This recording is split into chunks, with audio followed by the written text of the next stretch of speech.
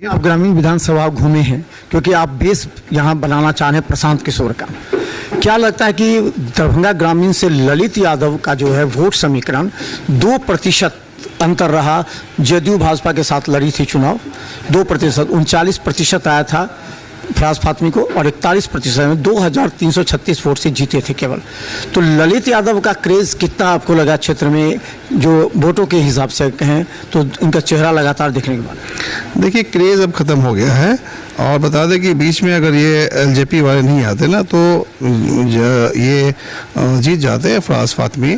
और उस हिसाब से अगर जोड़िए हिसाब अगर लगाते हैं, कैलकुलेशन करेंगे तो हमारे बड़े भाई ललित जी जो है वो हार चुके थे। लेकिन मसला जो था बीच में, ये जो आ गए चौधरी जी एलजेपी 17,000 वोट ले वोट उन्होंने जो काटा, वो वोट मैक्सिमम वोट था आपका इसका क्या बोलते हैं, जो महागठबंधन था।